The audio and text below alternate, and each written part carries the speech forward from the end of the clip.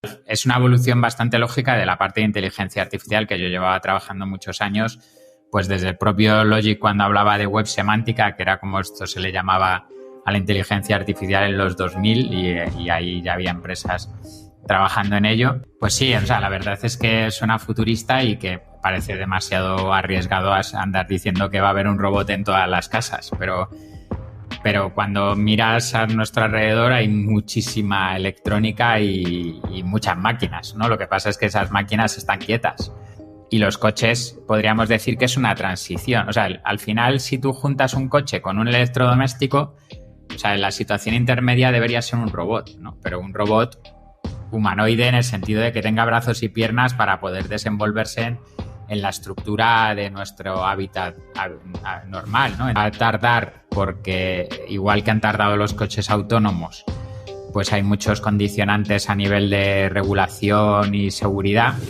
Al menos Tesla ya ha dicho que este año va a tener miles de robots en sus fábricas. Hay al menos otras 40 empresas que están fabricando sus propios robots humanoides. Muchas de ellas son los propios fabricantes de coches. Marketing for E-Commerce Podcast con Rubén Bastón. Marketing for E-Commerce, learn with us, come learn with us, come to learn with us. Hola marketer, a Javier Martín lo sigo desde sus tiempos de Logic, un blog de referencia de temas de startups y emprendimiento cuando Internet aún gateaba en España. Tuve la oportunidad de coincidir muy puntualmente con él en su etapa de Singular, donde llevaba temas de innovación, ecosistema, eventos, y ya se veía que se movía hacia temas de tecnología.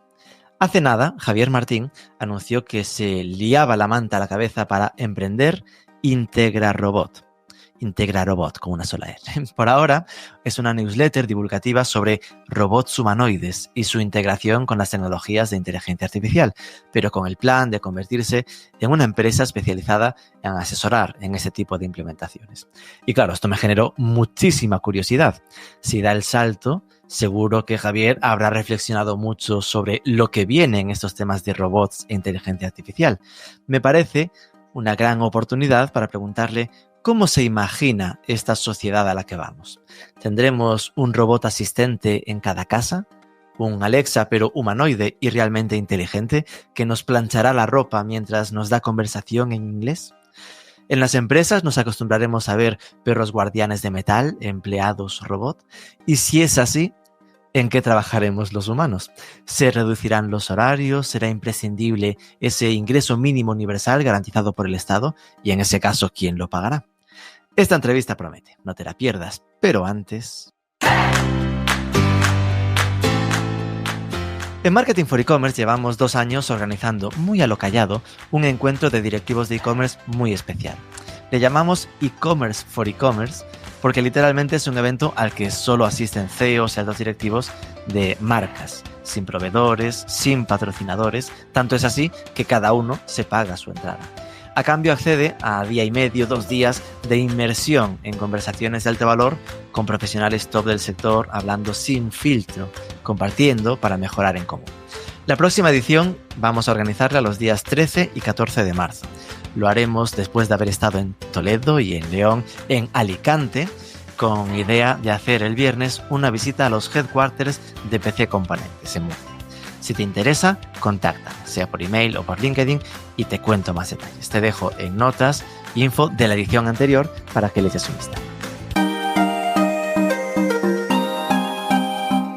Marketing for E-Commerce, learn with us, come learn with us, come to learn with us. Javier Martín, muy buenas. Hola, ¿qué tal? Bueno, lo decía ya como en la previa antes de empezar a grabar, pero tenía en muy buena estima en sus tiempos lo que fue el proyecto de Logic, que ya sé que es como irse al Pleistoceno, porque después vinieron varios años en Singular, pero por empezar por conocerte, cuéntanos un poco qué significó para ti Logic. Bueno, pues fue mi entrada en todo este mundo de las startups, el emprendimiento, la tecnología, la innovación. Era un blog, básicamente, aunque luego acabó haciendo muchas cosas de eventos y publicaciones y, bueno, un montón de actividades.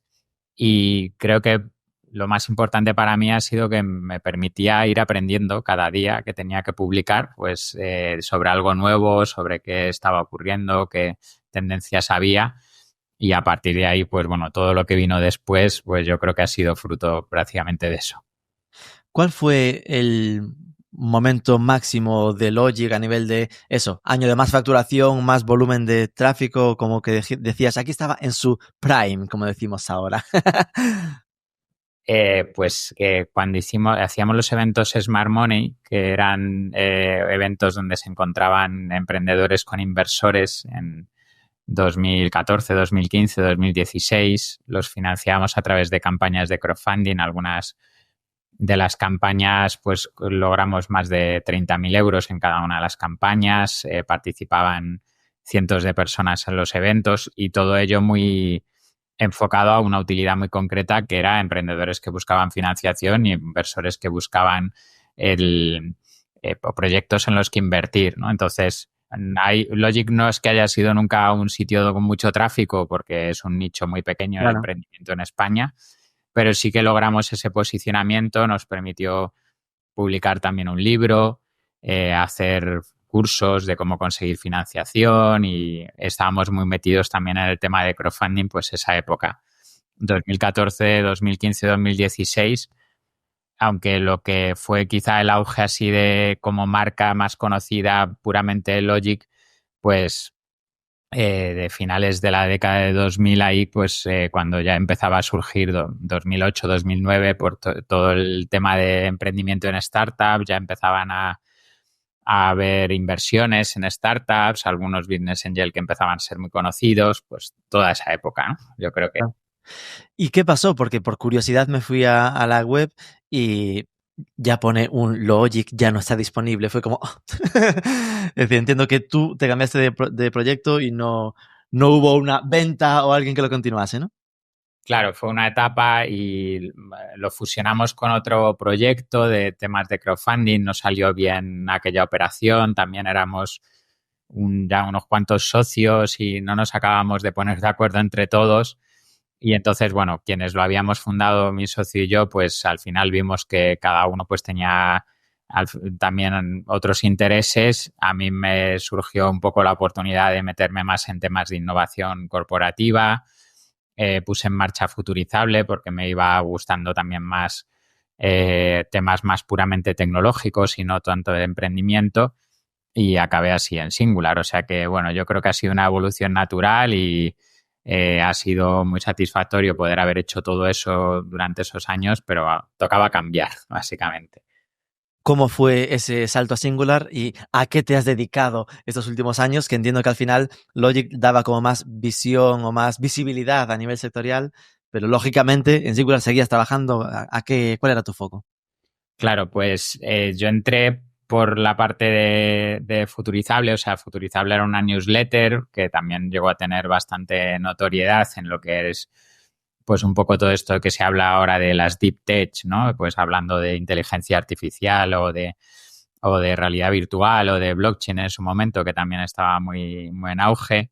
Bueno, pues trataba esas temáticas que coincidía con los temas en los que Singular trabajaba desarrollando tecnología, el propio software y demás. Entonces, yo entré por la newsletter, pero enseguida, pues toda la parte de eventos, pues estaba muy relacionado porque bueno, pues Singular tenía un espacio de eventos. Yo llevaba mucho tiempo haciendo eventos, no solo con Logic y Smart Money, sino también con Iniciador. Tenía muchos contactos en el ámbito de las startups, empresas, emprendedores, inversores y demás, y eso lo trasladé a Singular. Empecé con la parte de eventos, pero eso poco a poco fue creciendo. La empresa también crecía mucho y el crecimiento de Singular había sido... también inorgánico, o sea, adquiriendo empresas. Entonces, por los contactos que yo tenía, pues durante unos años estuve llevando un poco esa labor de prospección del mercado, de proyectos, empresas, emprendedores que estaban haciendo cosas que eran complementarias con las que hacía Singular y con las que se podía enriquecer mutuamente, ¿no? Y a partir de ahí, pues un poco fomentar el que la organización se relacionase con el exterior, ¿no? Con universidades, con todo tipo de organizaciones, pues lo típico de organizar hackatones o hacer observatorios, think tanks y un montón de cosas. Y ya para terminar, que no me va a aburrir mucho, pues un par de cosas así a destacar. en un momento determinado descubrimos el sistema de gestión por objetivos OKR, que decidimos, bueno, nos gustó bastante el enfoque, empezamos a utilizarlo en la empresa y luego muchas empresas nos empezaron a pedir ayuda con ello. Por lo tanto, los últimos años sí que he estado trabajando bastante con la metodología OKR y luego desde 2022 y la aparición de ChatGPT, pues todo lo que es ayudar a empresas a entender el potencial de la inteligencia artificial generativa y también pues dando muchos cursos y haciendo mucha consultoría de cómo introducir estas herramientas a nivel de productividad y creatividad, no tanto de desarrollo de software, que para eso había mucha gente en el equipo de la empresa, sino más algo entre divulgación, aprendizaje y por ahí. Vale, es curioso como siempre he visto en perspectiva hacia atrás este paso a Integra Robot tiene un punto de connecting the dots, ¿no? De conectar los puntos, de ok, empezaste con mundo startup, ya te quisiste centrar en la parte de futuro, futurizable, tecnología, y ahora saltas a, oye, inteligencia artificial y ya a la parte de robots, ¿no? ¿Cómo fue este paso a empezar a centrarte? Porque es decir, ok, hace 2 años el foco se volcó mucho a la inteligencia artificial, ¿no? Este giro o este nicho o esta concreción en lo de los robots humanoides.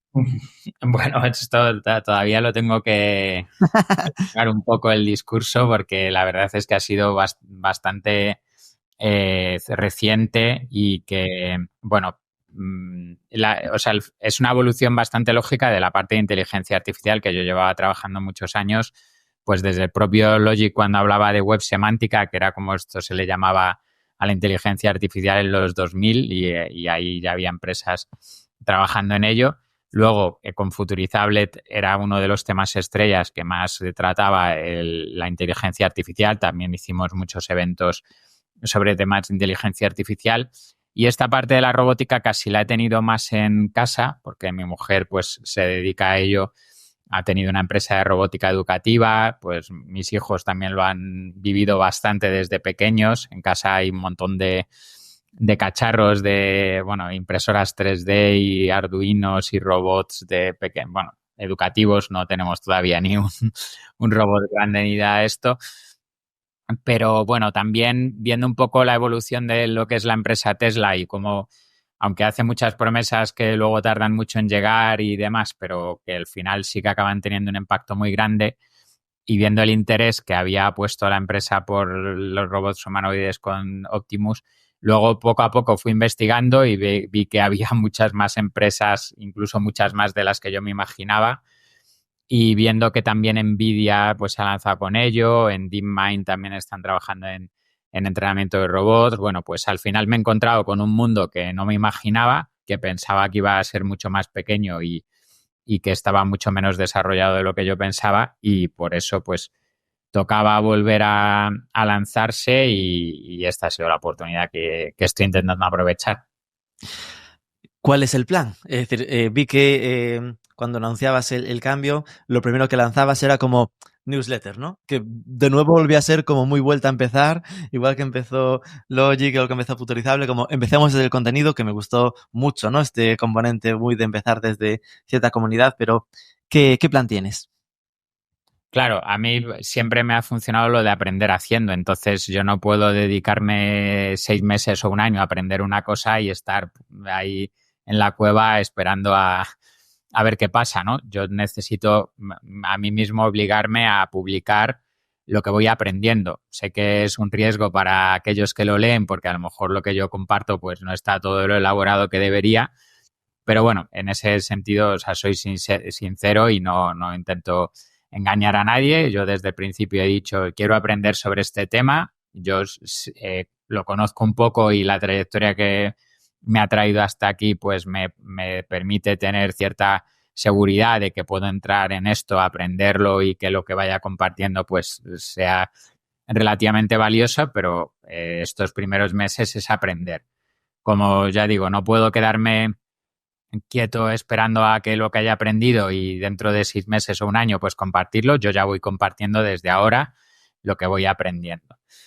cuando esté más elaborado el mensaje y ya tenga más estructuradas las ideas, pues me gustaría hacer un curso, o sea, montar un curso, porque es lo que también he estado haciendo, bueno, ya desde hace muchos años, desde 2009 que empecé a dar clase en la EOI en temas de emprendimiento. Anteriormente había dado clases de otros temas más de internet o de software y otra serie de cosas, pero montar un curso también permite plasmar una estructura mucho más elaborada, mucho más estructurada de qué es lo que quieres comunicar o transmitir, porque las noticias en la newsletter, pues cada semana publicas una cosa, ¿no? No tienes ese mensaje tan elaborado. Entonces, el montar un curso a mí sí me gustaría, pues no sé si para mitad de este año, para finales de este año, donde pues se pueda ir plasmando la situación actual del el ámbito de la robótica, especialmente de la robótica humanoide, qué oportunidades va a generar esto, laborales principalmente, pero también de negocios, y un poco entender qué tecnología existe y cuáles son sus retos actuales y demás. Por el camino, pues como también he estado bastante interesado por todo lo que tiene que ver con inversión en startups, que ya he comentado antes, pues temas de crowdfunding y demás en startups, pues sí que me ha sorprendido que hay muchas más empresas de lo que yo pensaba y que constantemente están surgiendo empresas y que también algunas están haciendo rondas de financiación bastante importantes. Entonces, al mismo tiempo que voy aprendiendo sobre el sector y el estado del arte de la tecnología, pues también cómo es el ecosistema. Y quizá en el curso no es necesario profundizar tanto en la parte de ecosistema, pero sí hacer como una especie de tesis de inversión de dónde puede haber oportunidades, en qué proyectos y qué tecnologías pues pueden ser interesantes para invertir en ellas, ¿no? Y eso, pues luego ya cada uno que decida. Yo también, sí, en la medida de mis posibilidades, pues también verlo como oportunidades para poder invertir. Y finalmente, que es por lo que surge todo esto, pues la última fase sería generar oportunidades de negocio para los propios fabricantes de robots. Yo entiendo que muchas empresas van a querer tener robots, ya en la parte de particulares ahí ya no sé cómo será el enfoque, pero si muchas empresas quieren tener robots, pues alguien tendrá que ayudarles. No creo que les llegue el robot por Amazon y lo instalen y lo hagan 100% sin que nadie les ayude. Entonces, a partir de ahí ya no sé cuál será la estructura. Tampoco es que yo quiera dedicarme a montar robots en las fábricas, pero sí que de alguna manera generar esas oportunidades para quien necesite robots, pues se le pueda asesorar y se le pueda ayudar para que acabe implementándolos dentro de su cadena de producción. Vale, esto nos lleva a una visión muy de ciencia ficción, ¿no? Cuando de repente metes la expresión lo de robots humanoides en las empresas, claro, a mí me recuerda eso, a películas de dibujos, de esas que veías, no recuerdo el título, ¿no? Pero como que tenía todo su acompañante robótico, ¿no? ¿Cómo imaginas, no? ¿Qué visión tienes de esa convivencia a nivel laboral, por empezar por ahí, entre robots y humanos? Pues sí, o sea, la verdad es que suena futurista y que parece demasiado arriesgado andar diciendo que va a haber un robot en todas las casas, pero cuando miras a nuestro alrededor hay muchísima electrónica y muchas máquinas, ¿no? Lo que pasa es que esas máquinas están quietas, pero nosotros muchísimas de las funciones que hacemos no es estando quieto, ¿no? Y los coches podríamos decir que es una transición. O sea, al final, si tú juntas un coche con un electrodoméstico, o sea, la situación intermedia debería ser un robot, ¿no? Pero un robot humanoide en el sentido de que tenga brazos y piernas para poder desenvolverse en la estructura de nuestro hábitat normal, ¿no? Entonces, un coche que ya tiene software que le permite conducir solo, pues al final es un robot con ruedas.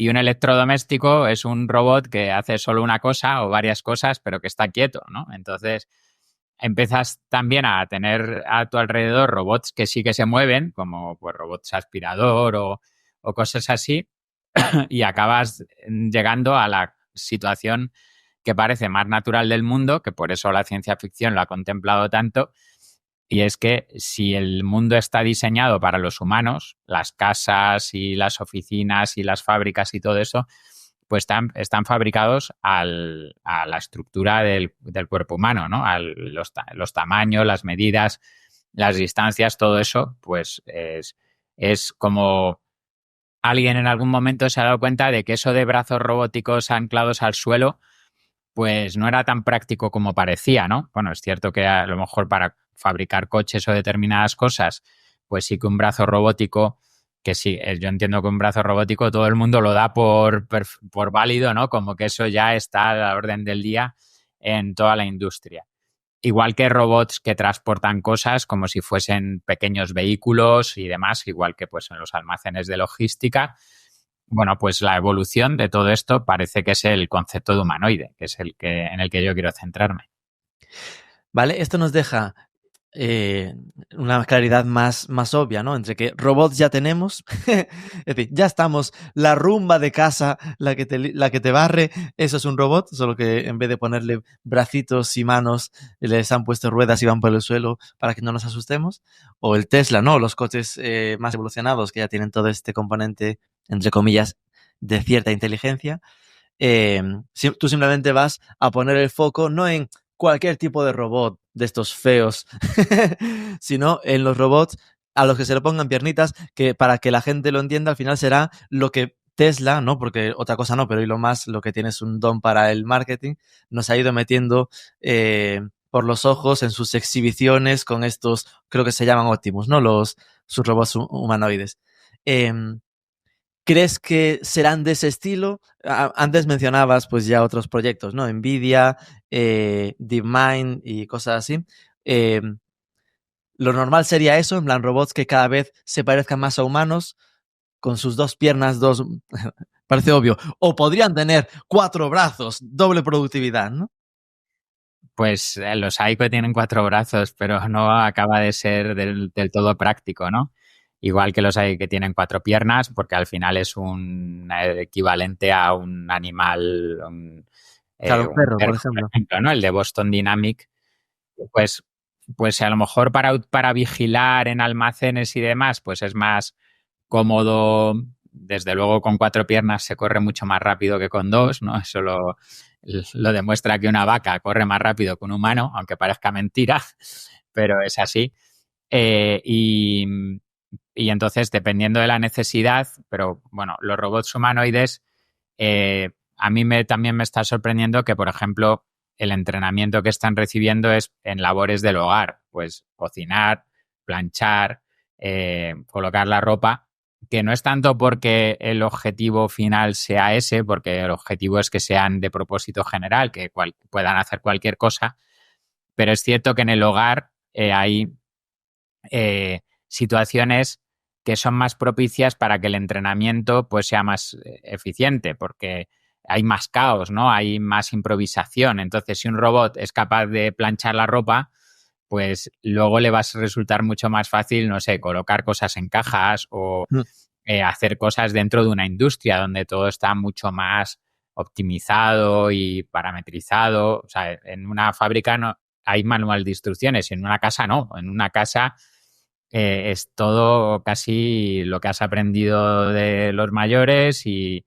cómo te lo has organizado tú, pero estoy seguro de que no hay 2 despensas en una casa que sean iguales, ¿no? Sí. Exactamente iguales, como están colocadas las cosas, el tamaño de las estanterías, no sé. Y sin embargo, una fábrica, pues como al final lo hacen ingenieros, pues la tendencia del ingeniero es a estructurarlo todo, a diseñarlo todo de una manera muy específica, incluso que se estudiará seguramente cómo ha de hacerse eso, ¿no? Entonces, si al robot le enseñamos en una casa donde hay mucho caos, no me refiero solo a desorden, sino que está todo diseñado como a cada uno se le ha ocurrido. No hay una teoría al respecto de cómo deben colocarse las cosas, ¿no? Y sin embargo, una fábrica sí, al menos seguramente habrá un ingeniero que lo haya diseñado y correspondientemente, si los robots se entrenan en las casas o haciendo labores más del día a día cotidiano de las personas, pues cuando lleguen a las fábricas lo harán muchísimo mejor, seguramente. Qué curioso, porque esto es como, no, se le enseña en el entorno más complicado, si consigues ser ama de casa, en plan, estará preparado para cualquier proyecto. Claro, Si es consigue que plantar, lo demás es fácil.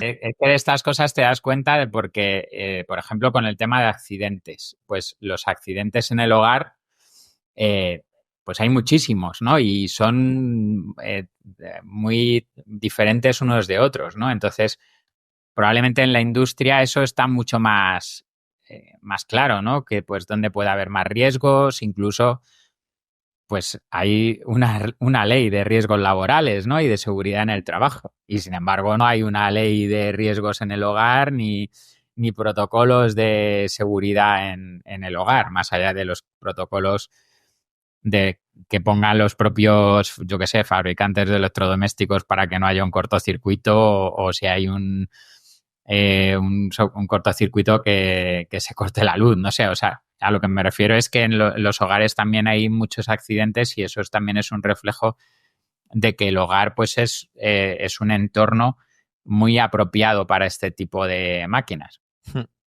¿Y cuándo crees que explotará este tema? Ahora decías que lo estaban entrenando, ¿no? En plan, ¿cuándo acaba su pretemporada? ¿Cuándo empieza a calentar por la banda esto? Y a empezar a verlos, sea en empresas o en casas, ¿no? Que no pueda contratar o comprar su acompañante doméstico. Claro, pues yo creo que va a tardar porque igual que han tardado los coches autónomos, pues hay muchos condicionantes a nivel de regulación y seguridad. Lo que está claro es que el coche autónomo es más seguro que una persona conduciendo, pero que las personas admitimos que otras personas cometan errores y sin embargo no admitimos que las máquinas cometan errores, ¿no? Entonces, el nivel de seguridad que se va a exigir a los robots va a ser muchísimo mayor que el que se nos exige a las personas. Correspondientemente, ese es uno de los impedimentos que hay. Pero la ventaja es que como la parte de los coches ya está muy avanzada y además los coches son mucho más peligrosos que los robots, claro, porque si te atropella un coche son miles de kilos que te aplastan y un robot, pues bueno, los que se están desarrollando ninguno es gigante ni es súper pesado, o sea que se están haciendo para que el daño que puedan realizar sea pequeño, ¿no? Correspondientemente, eh, si los coches autónomos llegan a un nivel de implantación suficientemente alto, probablemente a los robots les tardará mucho menos en llegar esas autorizaciones. Entonces, si los coches, se lleva hablando de coches autónomos 10 años, pues no sé si los robots autónomos, o sea, el robot N10 a lo mejor son 5 o 3 o 2, no lo sabemos. Al menos Tesla ya ha dicho que este año va a tener miles de robots en sus fábricas. Hay al menos otras 40 empresas que están fabricando sus propios robots humanoides. Muchas de ellas son los propios fabricantes de coches. Entonces, si hemos visto, yo creo que en entornos controlados, como por ejemplo los coches autónomos de Waymo, que es una filial de Google, pues ya circulan libremente y con todas las garantías en varias ciudades en Estados Unidos. En YouTube hay cientos de vídeos de gente que los usa y que los usa a diario y apenas hay accidentes o los que hay son muchísimo menores de los que sería un conductor humano, pues entonces creo que con los robots va a ser también algo así. Entonces, para concluir, que me enrollo mucho, la idea es esta, ¿no? Que si los coches autónomos van a hacer de avanzadilla para los robots humanoides, yo creo que va a ser así. Y realmente podría llegar hasta llegarse antes con los robots que con los coches autónomos, ¿no? Me refiero. Con los coches autónomos, como tú comentas, el gran problema está en que la lía parda si tiene un problema, ¿no? Y de hecho, sobre el tema de seguridad se suele comentar que el problema de los coches autónomos es que sigue habiendo coches no autónomos, ¿no? Es decir, que en el momento en el que solo hubiese en carretera coches autónomos, sería mucho más seguro porque las máquinas entre ellas se entienden, pero lo que no saben es compartir espacio con gente imprevisible e irracional como nosotros. Pero el riesgo, ¿no? O la facilidad para que de repente aparezca una empresa y te diga aquí tienes un Alexa con brazos y piernas, ¿no? Que te pueda... que te pueda acompañar por casa y te dé conversación y te haga las tareas, te haga la plancha, por entendernos. Un Alexa más Rumba combinados con cierta inteligencia, con conversación en inglés para practicar. Eso sería, en comparación con el coche autónomo, probablemente menos problemático, ¿no? Claro, o sea, en ese sentido tienes toda la razón que el miedo que vamos a tener, bueno, quizás hay un miedo más estético, ¿no? Pues que los robots, o sea, que no... Te despierte por la noche y nos asesine. En yuyu, pero a partir de ahí, pues se supone que son labores que, que la gente va a agradecer, ¿no? Pues se habla mucho del tema de asistencia a personas que tienen movilidad reducida, pues claro, quien le toca cuidar a alguien así tiene que estar llevándolo de un sitio para otro, ayudándole a acostarse, levantarse, asearse, en fin, todas ese tipo de cosas, pues con una máquina de este tipo, pues sería mucho más sencillo, más factible, porque no dependería otra persona de estar 24 horas pendiente de ayudar todo esto, ¿no?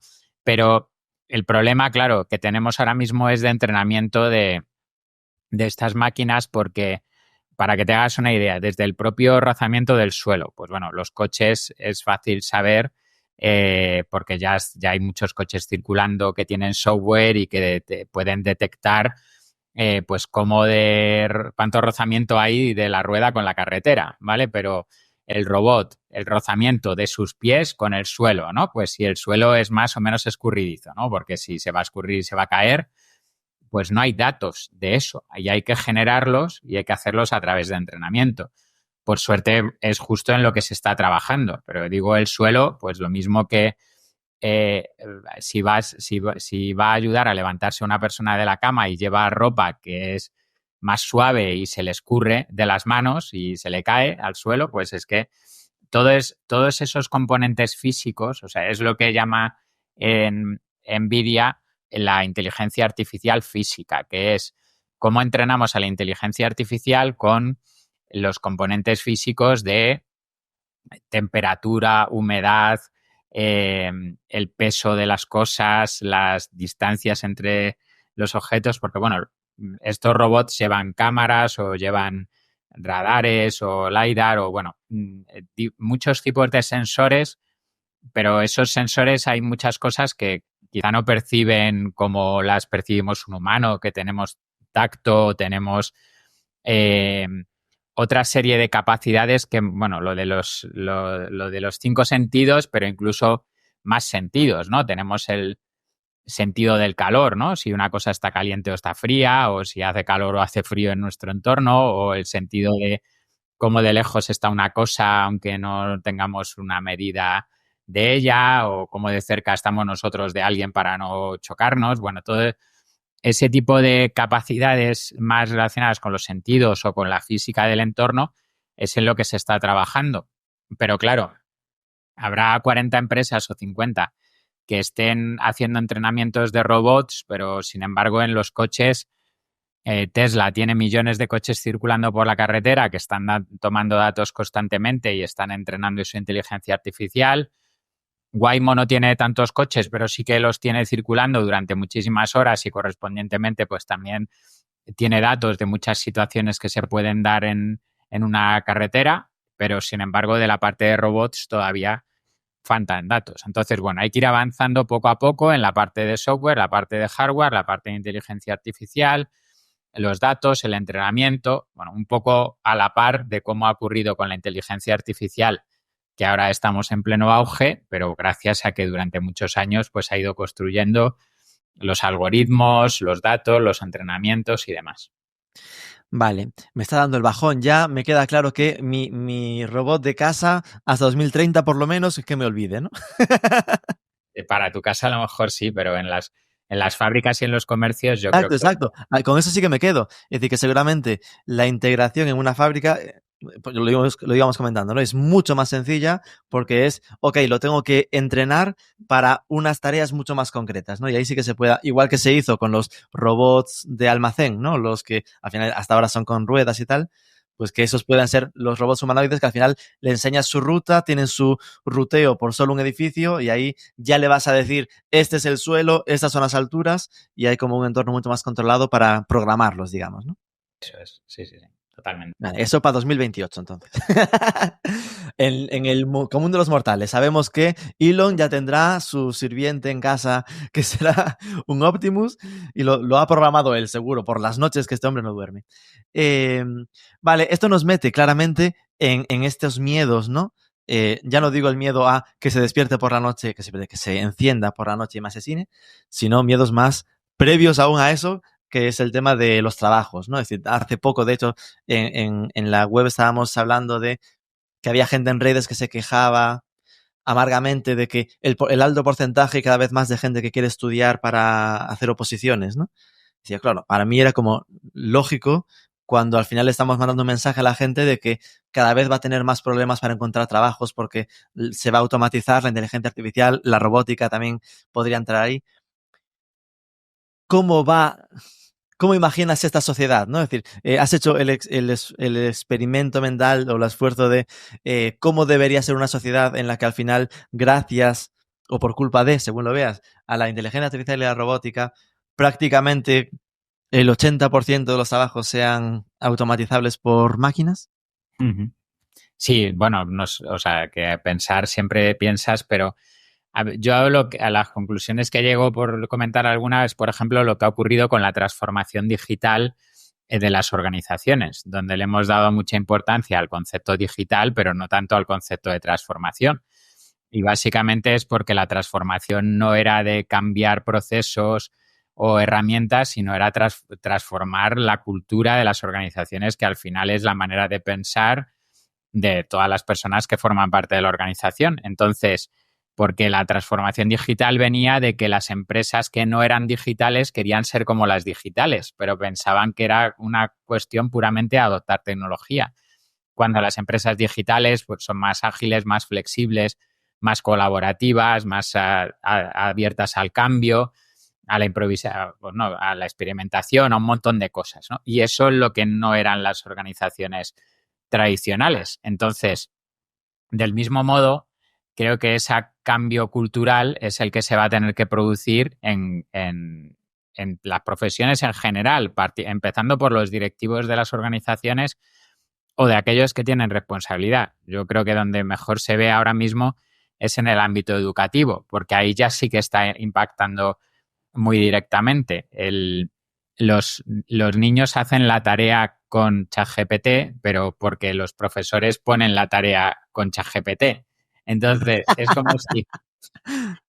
como si en las empresas los trabajadores hiciesen su trabajo con ChatGPT, pero lo ocultasen a sus jefes para que no les despidiesen, ¿no? Entonces, porque claro, si lo puede hacer ChatGPT, pues ¿para qué necesitamos una persona dándole instrucciones a ChatGPT, ¿no? Entonces, en el ámbito de la educación, la transformación es de lo que venimos hablando muchísimos años, que no hacía falta que hubiese llegado ChatGPT, pero es que ahora es tan flagrante que ya no queda otro remedio, y es que ¿por qué hay que ponerle tarea a los niños, ¿no? O sea, la educación, pues bueno, tiene un espacio tanto físico como temporal, y en ese espacio es donde debe producirse el aprendizaje. Entonces, a través de proyectos, de actividades, de ejercicios, todo de manera colaborativa, pues la educación se llevan muchos años hablando de que los niños tienen que aprender colaborativamente en la escuela, no irse cada uno a su casa y con un libro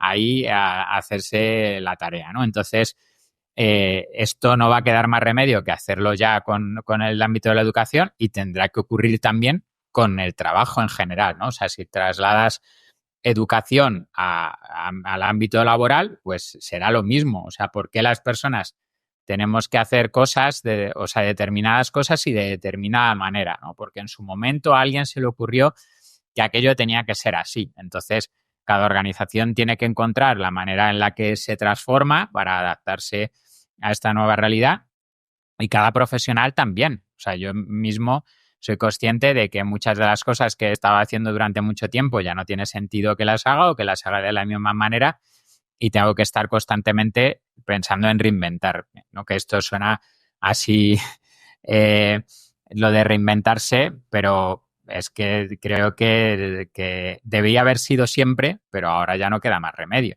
Entonces, habrá mucha gente que se quede sin trabajo, pero siempre esas personas tendrán la oportunidad de tener otros trabajos, porque cosas siempre va a hacer falta hacer. Y si no, nos las inventamos. Justo ahí estaba la duda, ¿no? Es decir, que, ok, individualmente cada uno tiene que buscarse la vida, ¿no? Buscarse las castañas, adáptate, pero sistémicamente, ¿no? A nivel macro es probable, o al menos da esa sensación como que existan menos trabajos, menos oportunidades de trabajo, menos números, ¿no? Por eso al final también parte de las reflexiones cuando se habla de esos temas está en que igual esta tradición de las 8 horas al día de trabajo no tenga sentido, igual tenemos que trabajar 6, 4 y para que compartamos más tiempos productivos con otros, ¿no? Pero bueno, aliándonos a la parte positiva o a la parte de oportunidades, ¿qué roles o oportunidades crees que podrán surgir en base a esta nueva etapa de robótica? Bueno, yo creo que lo que va a ocurrir es que la economía va a crecer mucho y correspondientemente va a haber oportunidades para que muchas cosas que antes no eran factibles, pues que acaben convirtiéndose en negocios, ¿no? Entonces, igual que hemos vivido pues el auge con las redes sociales o con YouTube o con otra serie de cosas, la oportunidad para que haya muchas personas que se puedan dedicarse a cosas que antes eran impensables, ¿no?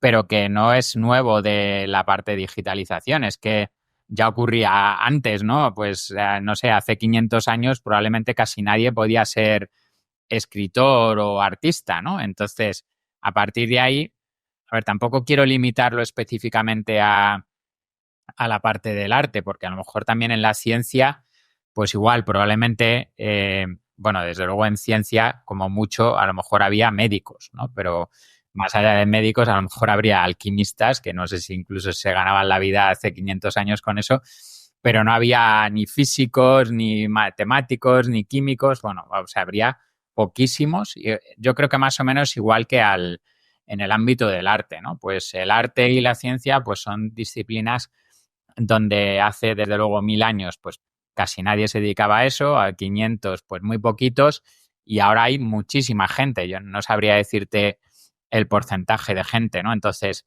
a medida que la economía crece, pues permite que haya más artistas y que haya más científicos. Y igual, pues con otras muchas labores, ¿no? Pues antes probablemente, pues cuidar a otras personas solo era posible de manera altruista, ¿no? Ya sean familiares o de manera de voluntariado, y ahí, sin embargo, ahora la economía ha crecido suficiente, la riqueza permite que haya personas que puedan pagar a otros para que les cuiden, ¿no? Y entonces, a medida que la economía crezca, dará oportunidades para que haya muchos nuevos trabajos en ámbitos de todo tipo, ya sean intelectuales, artísticos, científicos, sociales y demás. Pero no se sabe, es imposible predecir, o sea, no sé quién predeciría el auge de los youtubers y la caída del periodismo, ¿no? O el auge de los creadores independientes y la caída de los medios de comunicación tradicional. Seguramente alguien llegó a predecirlo, pero no es algo que todo el mundo tenga claro. De repente lo que va a haber es muchísimos más artistas o muchísimos más artesanos o muchísimos más científicos. Pues yo creo que va a ser un poco de todo en general. Sé que estamos aquí elucubrando y que no es culpa tuya, ¿eh? Ya le vale al Javier Martín que nos está rompiendo la sociedad. Porque una de las cosas que comentabas era la economía crecerá, pero también es cierto que parte del riesgo de cómo está organizado a día de hoy y de cómo suele funcionar en general toda la transformación digital y esas evoluciones que vemos, ¿no? Esté en que realmente crezca, pero acumulada en muy pocas manos, en cada vez menos, ¿no? Es decir, como que Internet siempre ha sido este camino constante hacia el monopolio / oligopolio, que hay pocos players que se lo quedan con todo, que aquí podría ser, sí, la economía crece, pero claro, todo es, por simplificar, de Elon y de Facebook, el de Nvidia y 4 más, es decir, que ese reparto del crecimiento económico pueda generar ciertas tensiones en el futuro para que esto pase, ¿no? Sí, no, desde luego, o sea, los ricos cada vez van a ser más ricos, pero lo bueno es que los pobres cada vez van a ser menos pobres. Entonces, si miramos al que es el más rico, pues vamos a tener una envidia tremenda, pero donde tenemos que mirar es los que estamos alrededor, que cada vez vamos a ser más ricos también, proporcionalmente, muchísimo menos que los más ricos. O sea, esto es lo que explica muy bien Taleb con el tema de extremistán y mediocristán, ¿no? Pues veníamos de un mundo, precisamente el que decía antes, de donde todo estaba bastante equilibrado, ¿no? Sí, que había algún rey y estaban los nobles y tal, pero la diferencia entre cómo vivía el rey y cómo vivían los vasallos, pues tampoco era tan grande, ¿no? O sea, al final comer comían y tenían pues su vida, pero ahora sí la diferencia, pues uno va en bicicleta y el otro va en jet privado, ¿no? Entonces, eso hay que aceptarlo, pero lo importante es que los que son más pobres cada vez sean menos pobres, ¿no? Y que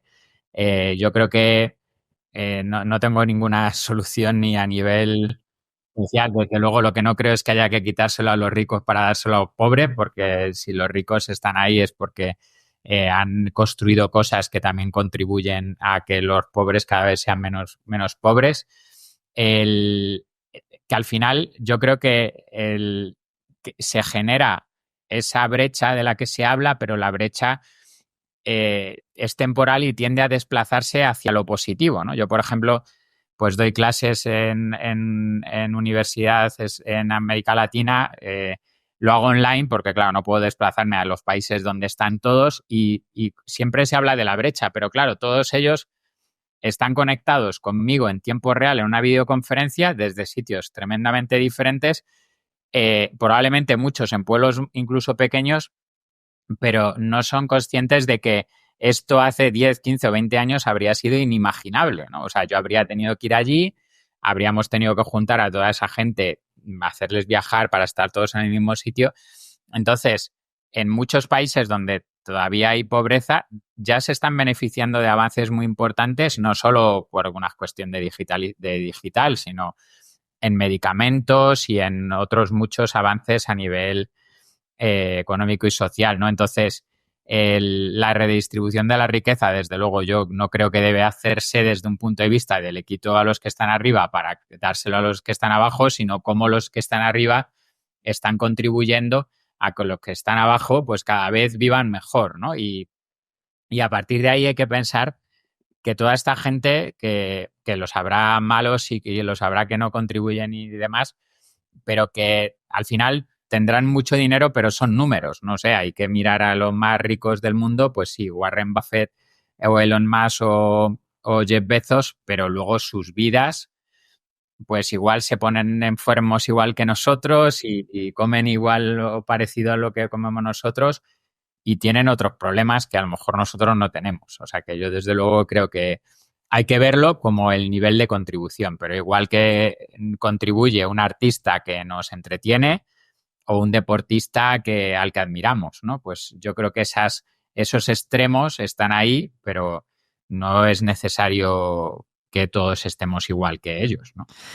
Queda claro, ¿no? Que obviamente los trabajos más en peligro o donde habría que estar pensando en poner las barbas a remojar, ¿no? Serían los repetitivos, los que son más fácilmente programables, ¿no? Pero claro, es curioso porque hablabas de que las oportunidades probablemente estarían más arte, más ciencia. Y justo desde hace 2 años, ¿no? Cuando empezó este boom de la inteligencia artificial generativa, era la primera vez que se ponía en duda o que se dudaba más sobre las posibilidades de artistas, por ejemplo, ¿no? De repente hasta las inteligencias artificiales de repente te crean vídeos, te crean músicas, te crean textos, te pintan, es decir, que esta parte también se pone más compleja, ¿no? Y en la parte de las ciencias, pues llevando a la parte de los programadores, de que las inteligencias artificiales también pueden codificar, hasta por ese lado hay hasta sombras de duda, ¿no? Sí, o sea, el que aprendió Photoshop hace 20 años y sigue pretendiendo hacer exactamente lo mismo. Yo, bueno, hemos hablado de mi trayectoria, pues yo empecé hace mucho tiempo como delineante, aprendí AutoCAD y daba cursos de AutoCAD. Pues es que nadie puede pretender, como en mi caso, imagínate que hubiese seguido 30 años dedicado al AutoCAD haciéndolo igual. Pues es que llegará un momento donde eso se acabe, no tiene sentido. Entonces, en el ámbito del arte, pues si son diseñadores digitales, pues que aprender hace 20 años Photoshop no te garantiza nada, ni siquiera aprender hace 5 una herramienta que no hay inteligencia artificial. Ahora habrá que emprender inteligencia artificial. Y en todo caso, pues habrá alguien que sea tan buenísimo con Photoshop que incluso lo hará mejor que la inteligencia artificial. O lo hará de otra forma, o le gustará más a la gente, o un montón de cosas. O sea, yo creo que no se va a perder,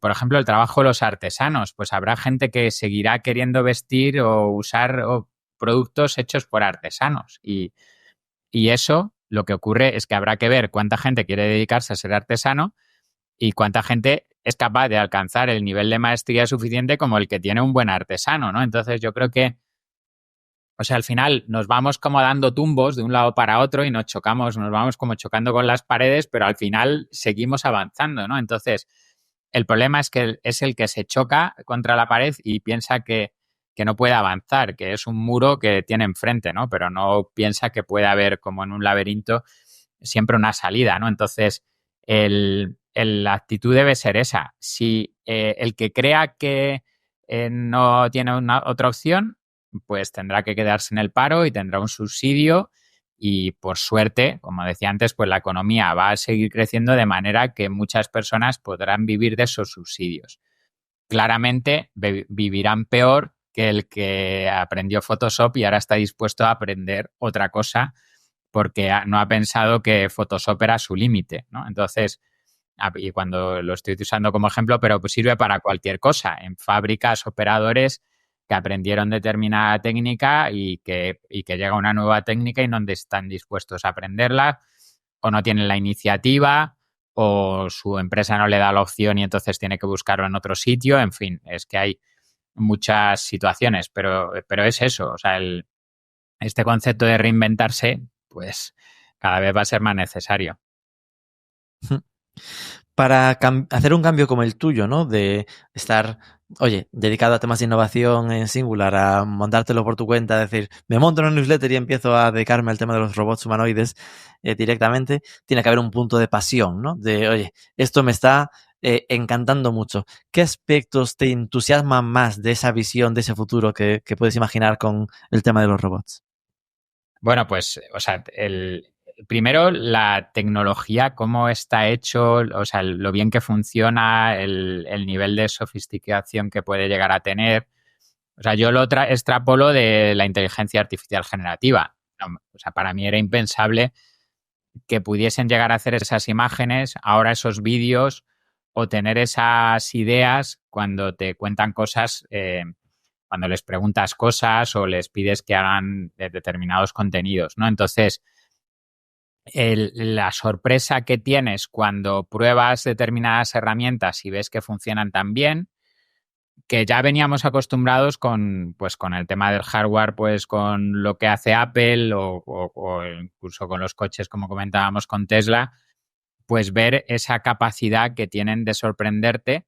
Pues si ahora lo llevamos a qué es lo que puede ser una de las cosas más grandes en el futuro, puede ser la robótica y puede llegar a tener el nivel de calidad que ya nos tienen acostumbrados empresas cuando hacen las cosas, ¿no? Pues el propio Google con el buscador hace 25 años, pues nos quedábamos alucinados con lo bien que funcionaba, ¿no?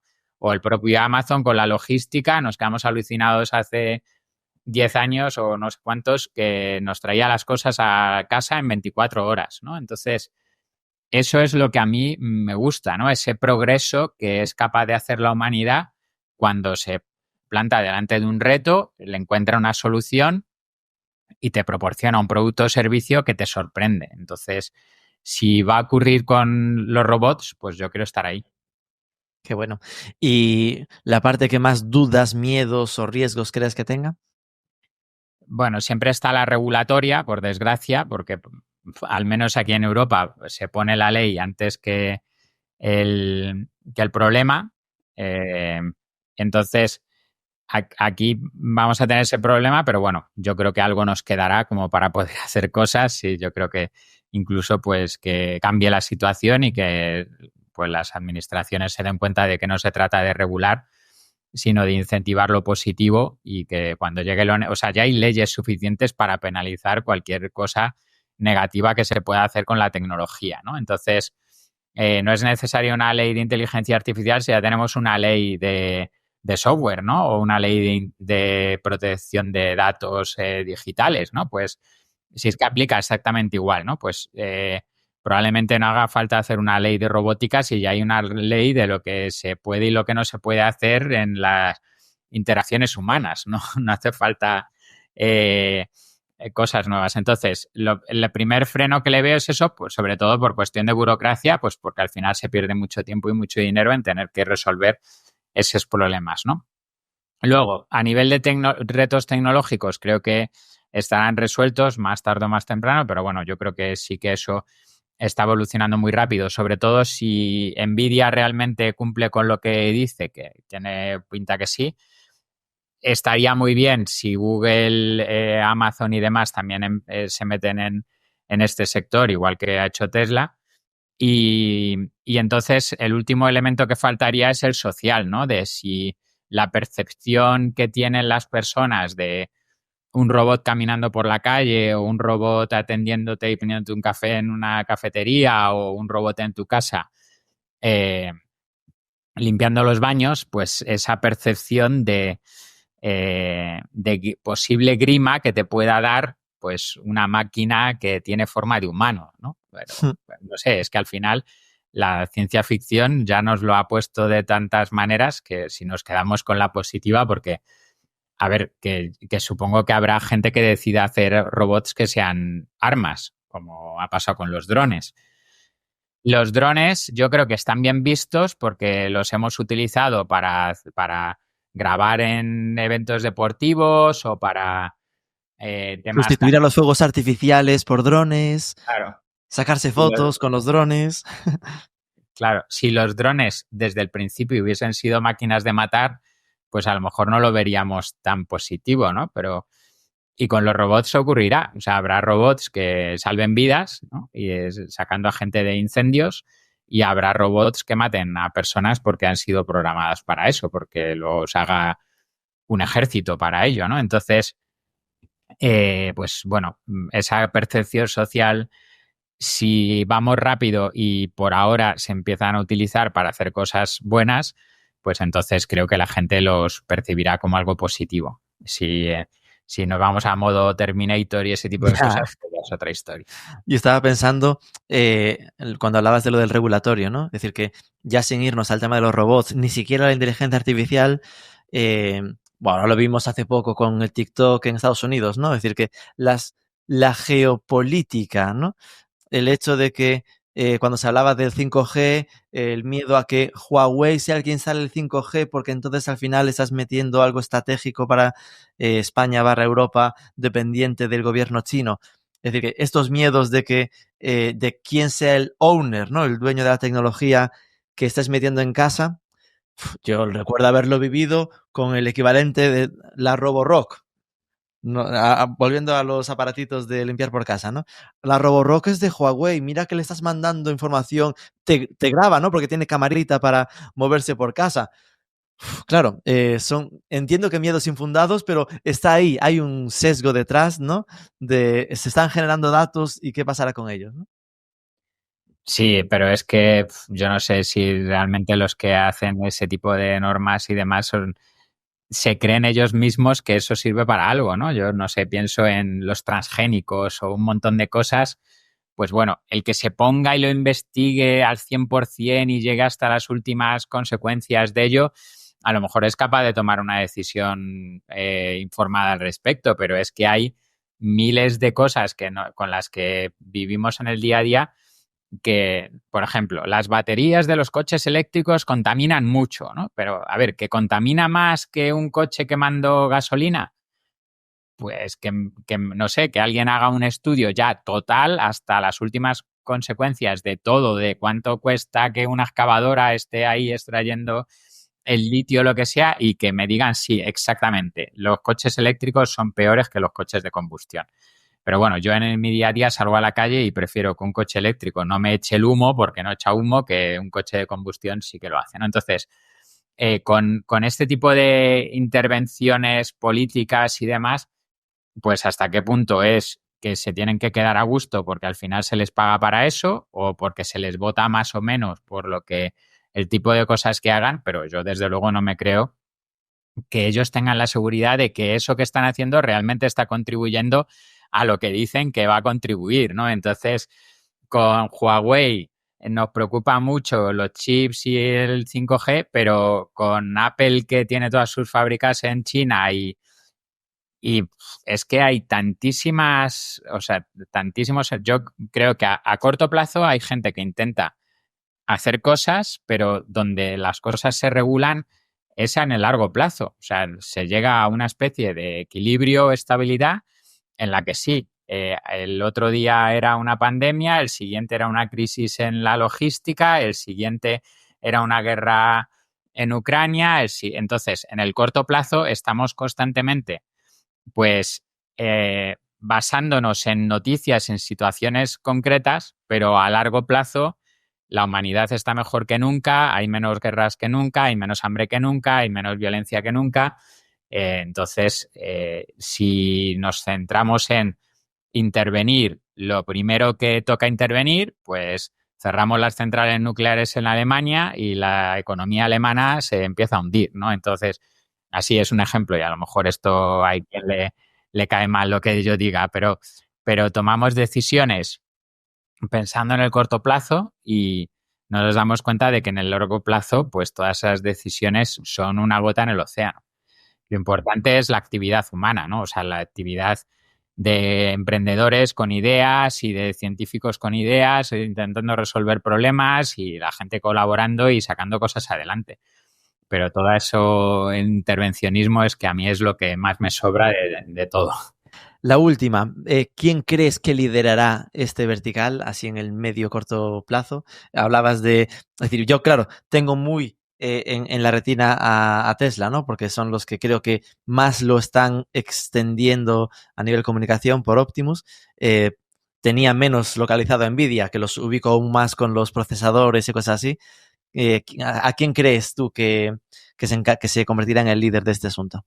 Bueno, a ver, esto es muy arriesgado decirlo, pero bueno, yo creo que en calidad va a Por ser... eso lo pregunto, te lo voy a guardar este corte y en 3 años Sí. te lo empotro en el email. Claro, pues yo creo que Tesla, igual que lo ha hecho con los coches, lo va a hacer con los robots. Esto es un poco aventurado decirlo, pero bueno, creo que sí que va a tener ese nivel de calidad y sería el equivalente de Apple. Pero no todos los smartphones son de Apple, ni todos los ordenadores son de Apple. Entonces, el mercado va a ser muy grande y hay muchísimas empresas chinas y también los fabricantes de coches chinos y los fabricantes de electrónica y electrodomésticos chinos se están metiendo en ello.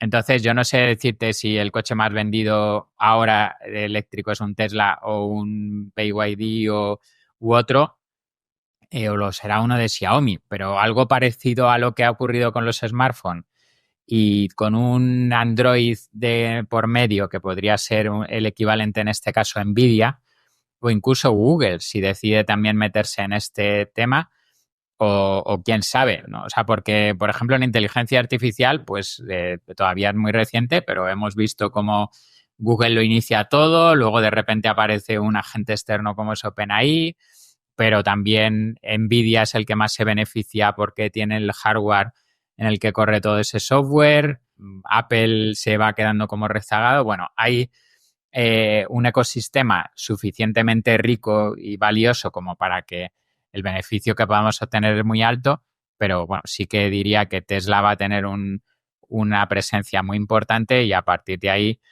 las empresas chinas y quizás pues alguna otra gran tecnológica acompañada por Nvidia. Qué bueno.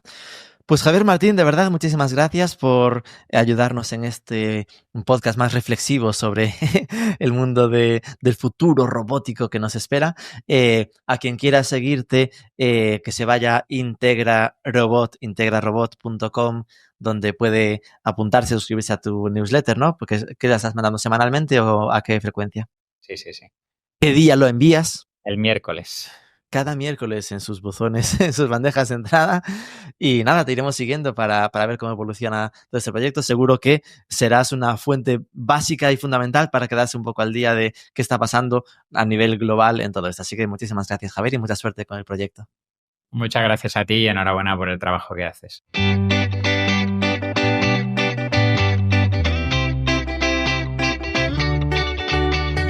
Pues me sirvió mucho para por lo menos mapear los principales jugadores de esta liga de los robots humanoides. Me quedo con que Tesla, de nuevo Elon Musk, será el Apple de este tema, Nvidia el Android, el más genérico, no tan caro, y que después puedan estar un DeepMind u otros players chinos.